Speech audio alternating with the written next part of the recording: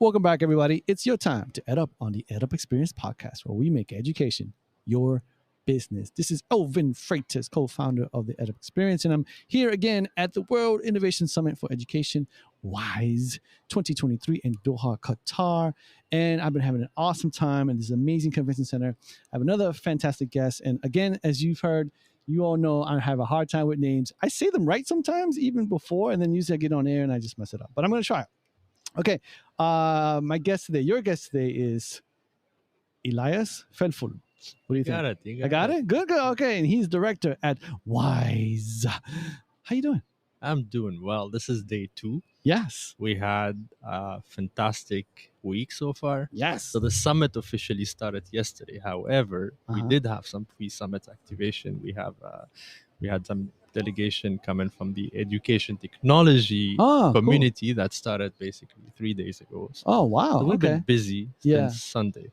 Yeah. And I learned that Sunday is a working day, right? Because the weekend in Qatar, and I think pretty much everywhere in the GCC except for the UAE, who recently moved to the Western weekend. But the weekend is Friday and Saturday. Yeah. And the more I think about it, the more I kind of like it. I've been 10 years here. I'm still trying to adjust to that. Yeah, to adjust. That's cool because I have long weekend. Friday, Saturday, Sunday. Yeah.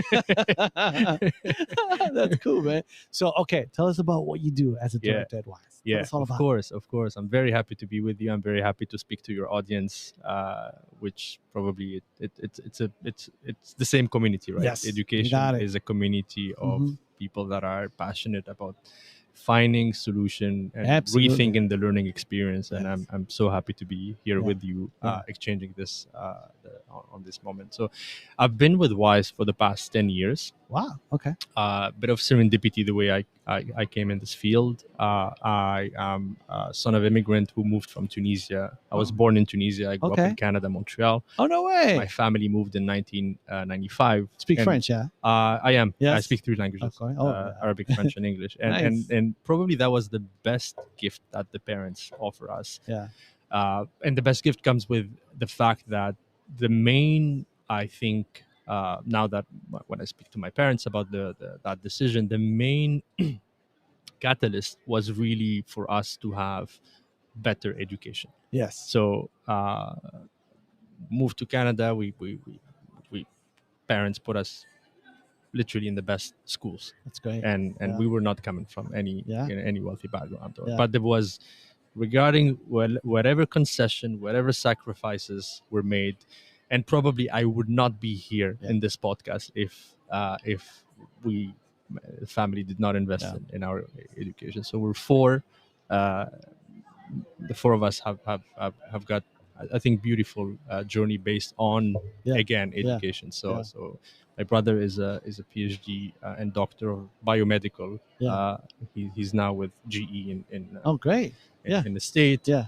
And my sister is someone who did HEC. My brother is a CFO of a big company. And again, this is all how from one generation to another generation, you have that kind of leap of better life. Yep. Just because they invested in our education. So That's I'm awesome. a huge believer in that.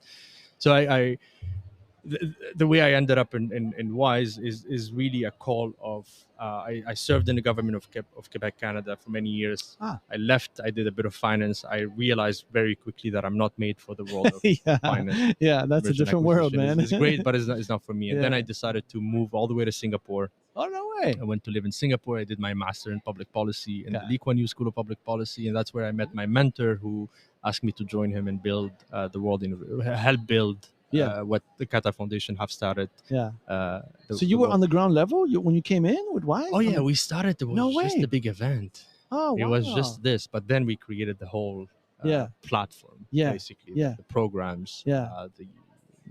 The research unit. And other program related to. So basically, the WISE was a massive summit happening every year.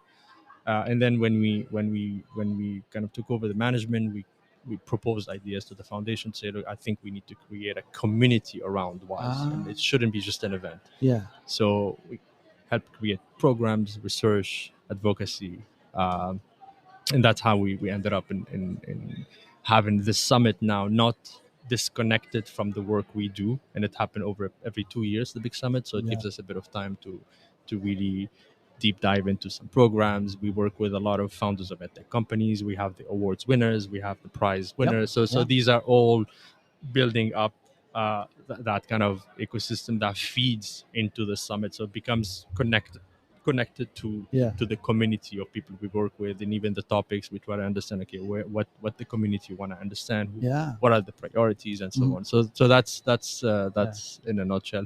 I know I answered it's okay. I went but I wanted to give you a bit of my personal background because I appreciate that. I am here with you literally because of that investment in education. Of course. Yeah. That's a great example. And I can relate to that. I totally understand. I grew up with my grandma, and she had no education at all. One thing she said is, get educated. That's it. She's not a single day of school, so I can relate. I do want to know, talk to us about, there's so much going on at Wise when this event isn't happening. I don't think people understand that, especially in the US. If they've heard of Wise, of course they know the event, but there's a lot going on during that 2 year, right, leading up to the summit. So talk to us a little bit about what's going on there. Yeah, so the summit is obviously a culmination of the work we do in what we call our 3 pillars. So we have a pillars of programs. The programs, as you've been here with us the last 2 days, we have celebrated some of them. So the first big one is the Wise Prize. That's a big one. That's a big one, and that's just to put it simple for our audience, it's the Nobel Prize of Education. We literally we emulated the Nobel Prize. We said, why there's no Nobel Prize that celebrates exceptional individuals that are doing exceptional work in the field of education. So that's how we came up with the Wise Prize. The second major program is the Wise Awards. So this is similar to the prize, but it's less. So the prize is $500,000, quite prestigious. And it also, it selects someone that has done exceptional work, and the track record is exceptional. We're talking about the winner, Safina, have basically educated over 1.3 million girls across India. So that's the level. Pretty significant. So with the awards, it's basically so the same project actually that won the prize, they won an awards many years ago when they were at their initial stage of. Got it. Combination. So we celebrate at the awards kind of new initiatives that are impactful in their communities, and potentially they can grow. And we see the example, actually 2 of the Wise Awards started with the Wise Awards, and then after 5, 6, 7 years, they managed to also apply, not be nominated to get the Wise Prize. So you have that kind of progress, and if you reach a level of impact, you could be nominated for that. So the Wise Awards are 6 winners from around the world. Again, we wanna give an opportunity for folks who don't really necessarily have a voice. And the idea is to give them a global stage to say, look, what you're doing is matter, and what you do is impactful. And our hope is really, that little acceleration, that little push to say, look, come here, we're gonna give you a stage, you're gonna be known, and hopefully our hope is, either they manage to raise more funds, even sometimes get endorsed by their own government. We have some examples of folks who were not recognized by the government, and they won the prize, and at the national prize, that's cool. And the government, come over, let's have a photo with the minister. That's pretty cool. So the third program, and this one I'm particularly passionate about because I've been part of the team that have created it, is the Wise Accelerator. So 7 years ago or 8 years ago, we wanted to understand the intersection of ed and tech. And back in the days, I don't know if you remember, education technology was not that. I do remember. People were not paying attention to that. It's not profitable. So the investor, the VC community, they don't look at edtech as a potential pillar to invest in. And we were okay. That's fine. There's no Y Combinator of edtech. Let us contribute to create an ecosystem, and and work directly with founders of edtech companies. So candidly, we started this for us to understand, that dynamic. To be very honest, and we said, okay, to what we offer is we offer a massive global network. So we looked at, we mapped the world. Okay, what it is, there's nothing, but there's no information back then on 7 years ago. Today there's Hole and IQ that are kind of providing us with that mapping. But 7-8 years ago, there's nothing you can find on this. So we just, through the network, we say, okay, can we work with tech companies that are not necessarily in the global north? We wanted also to have a mix of global south and global north, to bring them together and support them. And the support happened at the level of mentorship, expertise, and obviously at the end of the 1 year program, where possible, we help them raise capital from the network of investors. So that's, I'm super passionate about the WAS Accelerator, because I've been leading that for the past years. And if you want to deep dive a little bit more on that, happy to. Two other programs are related to youth. So we have the Learner's Voice and the Emerging Leaders. So Emerging Leaders is a product of all these. Over the years, we built up this network. We wanted to stay in touch with the network meaningfully. So we created a program for young professional in these institutions. So the partners institution that benefited from WISE over the years, they can nominate a young upcoming leader. And it's like a residential program of 1 year, and they choose different topics. And then the final one is Learner's Voice, which is for younger people, 18 years old, students that are passionate about education. We help them select different platform. They go and speak up. It's like a batch of I love education, and I'm a champion of education.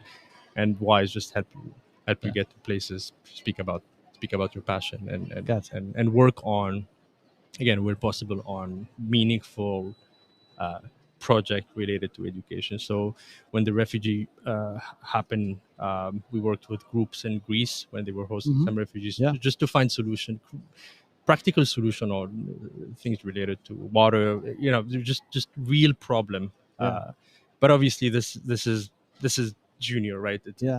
It's more kind of a, how do we call it? Like, it's more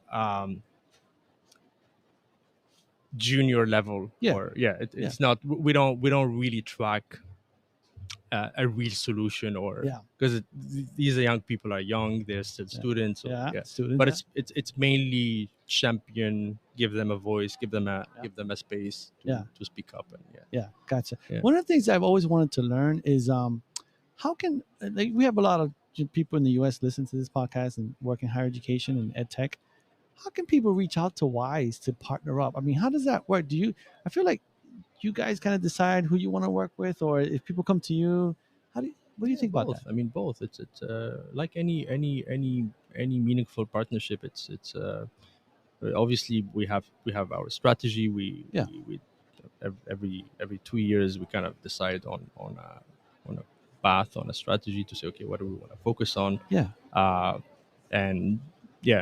So based on that strategy, we decide to work with who do we want to partner with. So I can't say much, because we're in the final kind of conversation on what we want to do the next 2 years. But I can share with you that the result of the summit, the 5 tracks we're focusing on the summit, and our audience can check the website, see them. We want to connect the intelligence of the conversations, and anything that has been like an interrogation, or it needs a decomplex or simplify the understanding of some topics. We want to create policy research around these things that are not clear for the audience.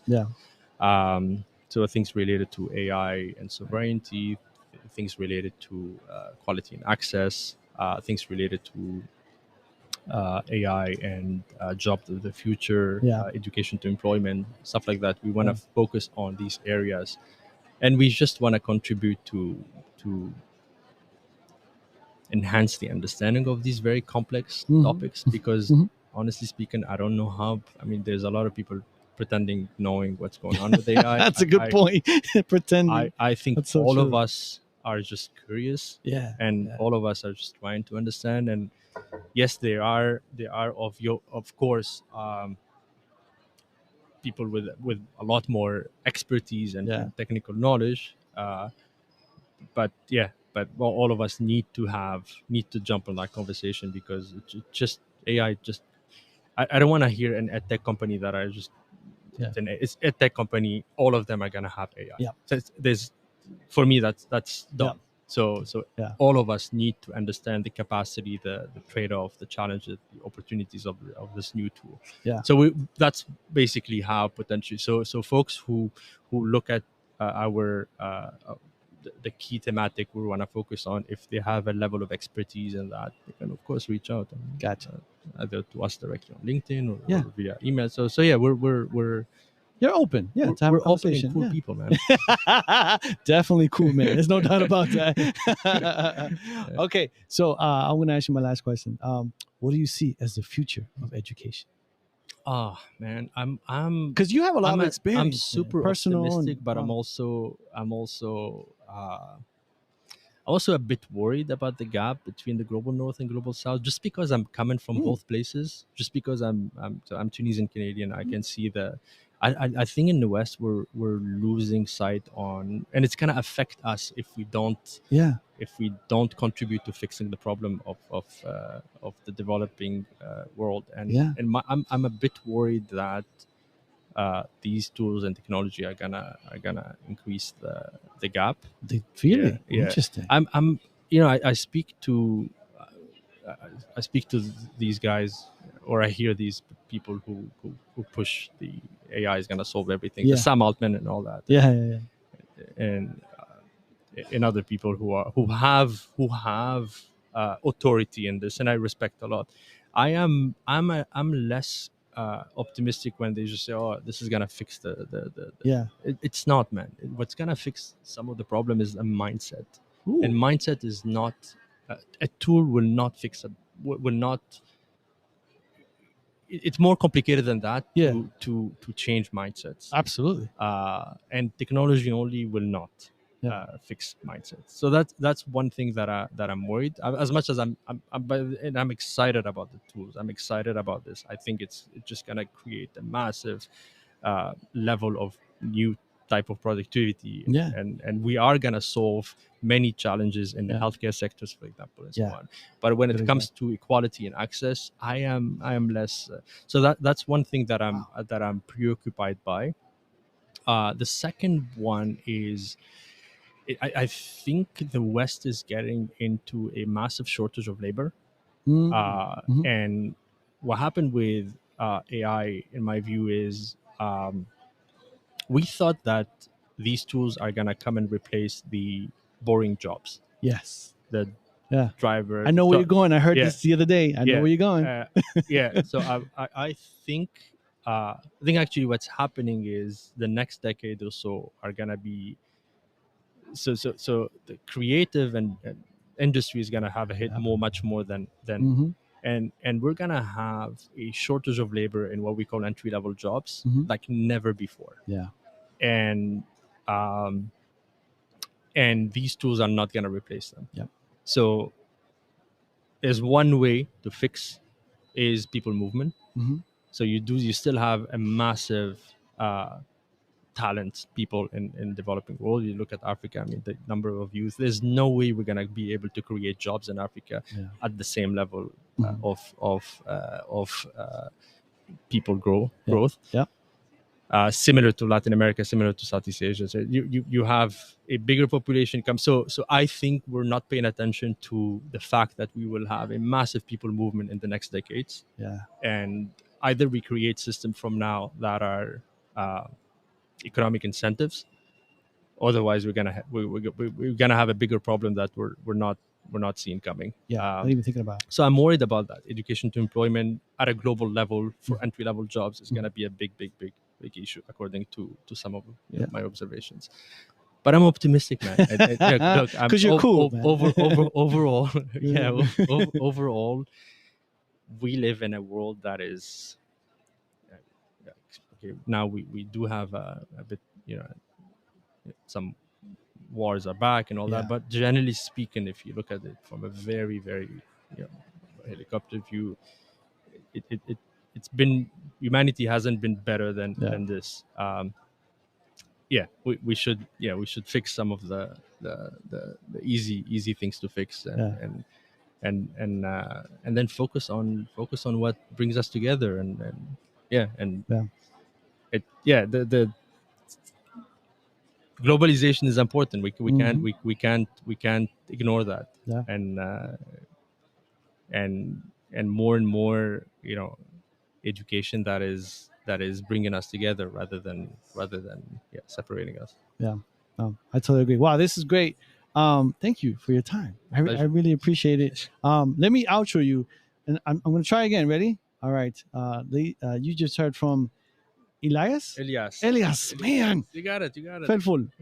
Did I get the last name right? Felfoul. Okay, that's good. Director Ed Wise. Again, thanks for your time. Thank you very much. Thank you for being with us, and I hope you're having a great experience. Oh, I'm learning so much. My head is just like full of knowledge, man. I love it. And so are the listeners. So with that, ladies and gentlemen, you've just EdUp'd.